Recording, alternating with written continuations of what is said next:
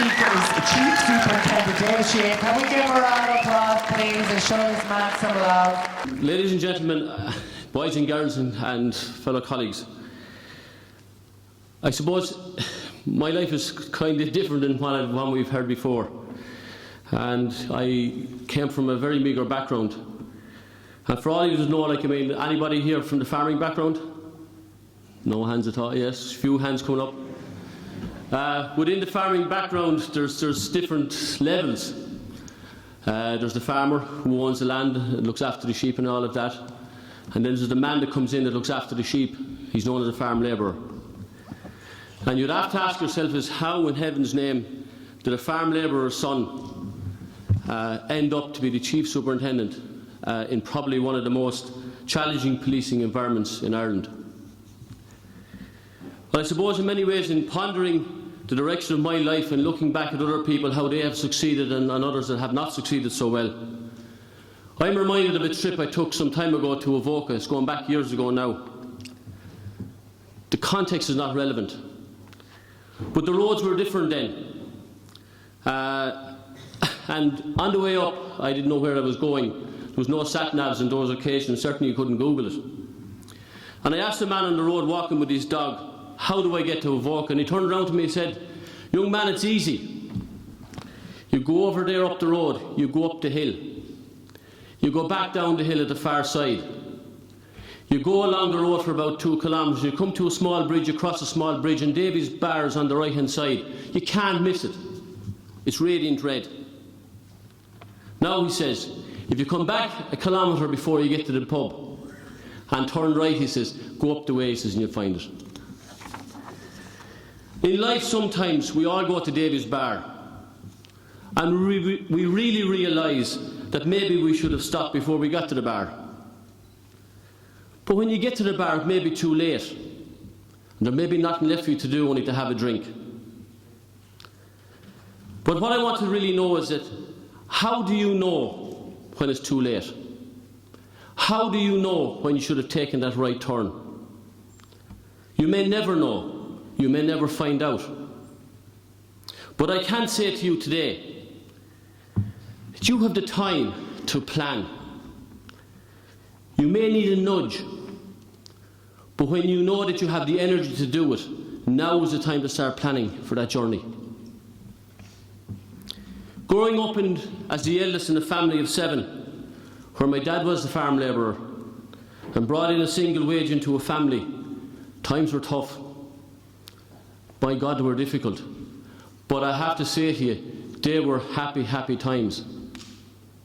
My mum was a psychiatric nurse, and at that time, mums had to give up their work when they got married and ended up staying at home looking after all of us.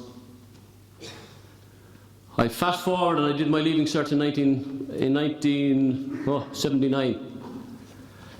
And I failed honours maths in the leaving cert. I actually failed my leaving cert. I went home that day with a piece of paper that you all looking so forward to have in your hand. I cried. I have to say I was like Tony to a point. I didn't get out of the bed for 2 days. But I realised I had to get up on the horse again and get back and do that leaving cert again. I repeated leaving cert and things went fine. And getting bad advice at that time, I decided to go off to WIT to study accountancy. Nothing wrong, don't anyone want to do accountancy, nothing wrong with it. But not having studied accountancy in any way, shape or form during my formative years in college, needless to say I struggled. And while I successfully completed the non-accounting elements of year 1, I failed miserably the accounting elements, and I said, get out of here, this is not for you. At the time, I applied to be a clerical officer in Wexford Corporation back in 1981, and believe it or believe it not, it happened to be in the finance department in Wexford Corporation. But I really enjoyed my next 2 years. I had my own money for the first time in my life. I went out and I purchased a car, a Ford Fiesta. And I think, like Tony, I thought I was at the winning the lotto.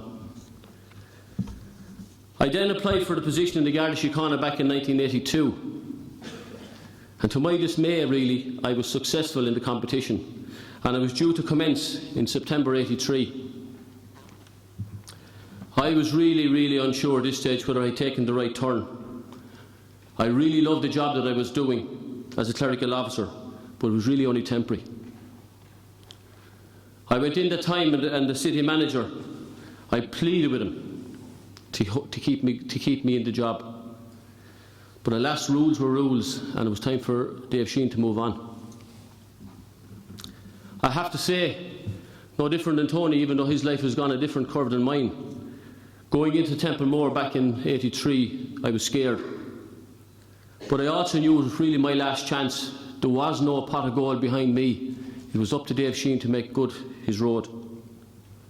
Mum and Dad brought me to Templemore that day. And as we said our goodbyes going in the gate, I was both lonely and I was sad. Sorry now. Dad put his arm around me that day and he said to me, "Son, if you can get up that ladder one step further than me, I'll be so proud." I was in the Garda College then for a period of 22 weeks. And by God, was that an emotional roller coaster. I lost my colleague and classmate, recruit Garda Gary Sheahan, in Ballinamore on the 16th of December 1983. He was shot dead when we were just recruits going out looking for Don Tidy. And at the completion of my training then, I was honoured with the achievement of receiving the Commissioner's Prize for the best overall academic student of my year. Not bad for a fool that had failed his leaving cert a few years earlier. My first posting was Dungarvan, County Waterford, and those formative years were so important. I thought of my job, even at that stage I was thinking differently. I thought of my job as a university, where I was drawing on the resources of other people, my colleagues, my community, and particularly the policing environment which I was tied into. But I have to say, I don't know whether it was fulfilled or not. I'm going to use the analogy of a donut, and I think everybody here knows what donuts look like. You know, the ones with the jam in the middle and a bit of whatever it is, dough around it? Well, even at that stage, I thought of my job as a bit of jam. That was the little piece of work that I had to do.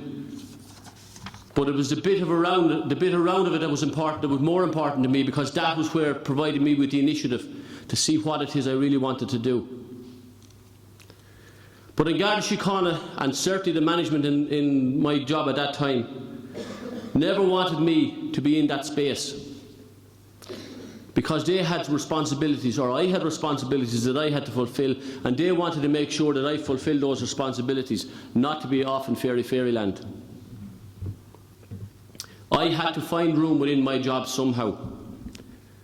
To do this, I stepped outside of the box, and I went off at my own time to study a Master's in Business Administration, to give me the framework, the language, the confidence to deal with people, to set about on a journey of learning, to take from the experiential learning that I was having, and really my own personal self-development.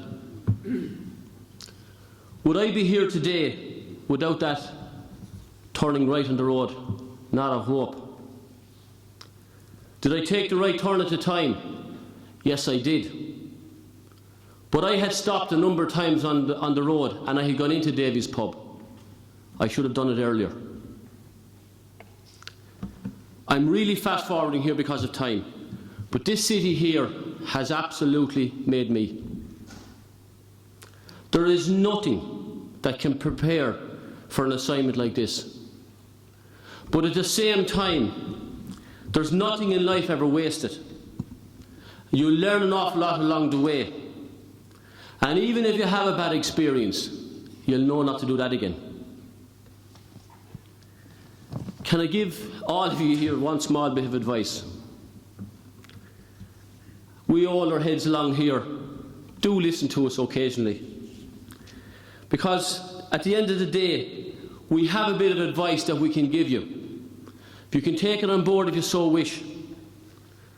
But the consequence, but we can give you advice so that the consequence of your actions are going to be the right actions that you want to take. When you make a mistake, It doesn't get better when you bury it. I would have to say, be open, be transparent.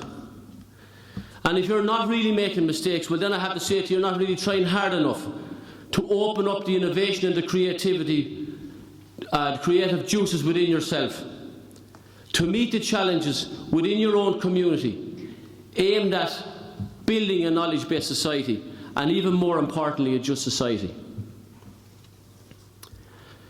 I'm a big fan of an innovator and inspirationalist, Steve Jobs. He made, none of you were even around, he made a Macintosh computer at the time. He was doing very well.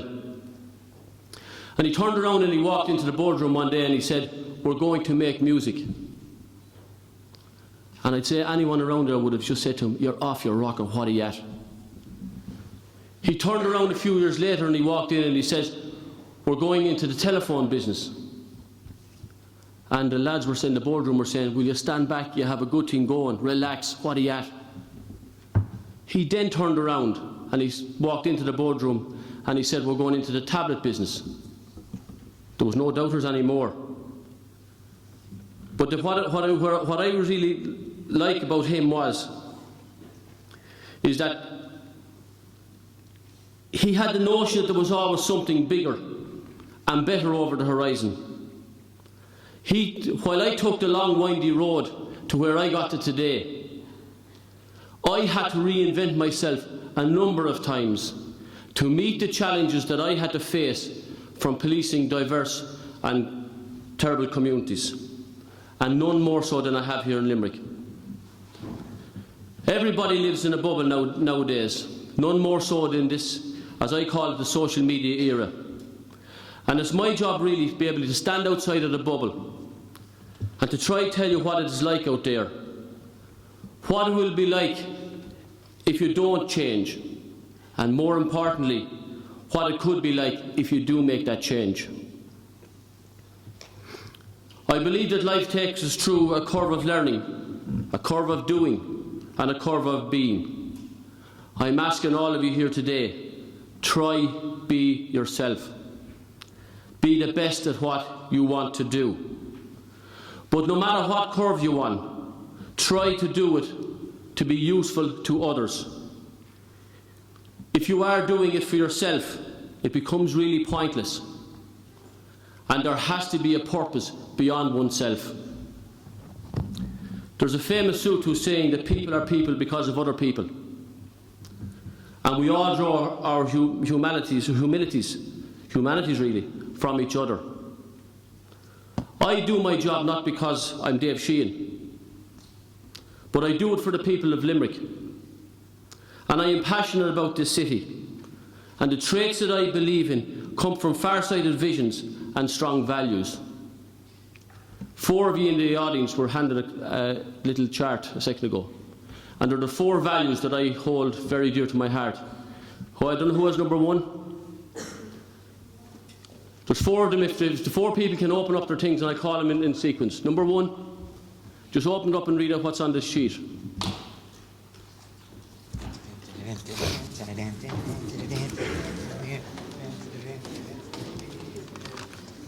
Courage. Courage. Can we have a round of applause for courage, please? Yeah.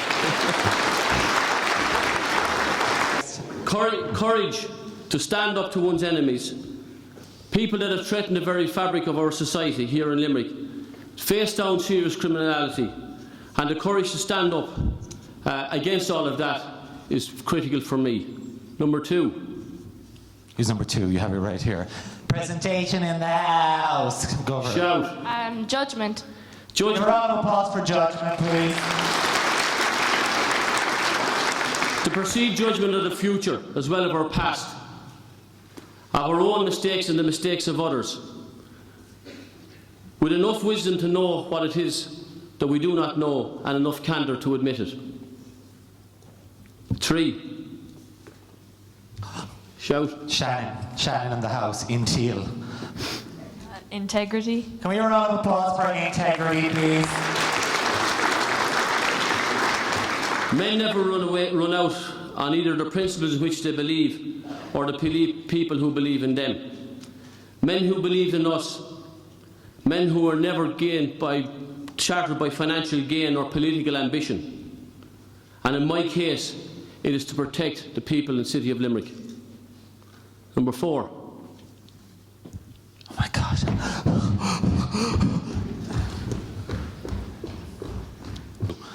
Okay, go. Dedication. Can we have a round of applause for dedication, please?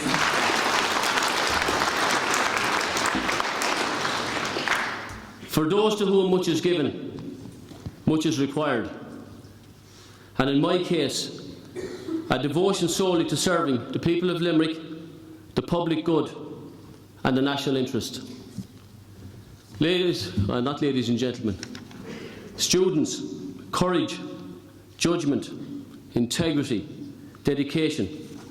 These are the values that will characterise your future. And as the words of the great German writer Goethe said, knowing it is not enough, we must apply. Willing is not enough, we must do. As you start on your journey of life, the road will have ups and downs, it will have straight runs, it will have bridges, it will have crossroads. There will be many pubs along the way. But as I said, you have the time to plan for your future. You have the energy to do it, if you want to do it. And remember what my dad said to me. Son, if you get up that ladder one step further than I'll be exceptionally proud. Well, my mum and dad are exceptionally proud of their son. And you can live that dream too. Gormila Mahagwif. Oh my God, Dave Sheahan. Isn't he lovely, Dave Sheahan? I'm going to give you a hug.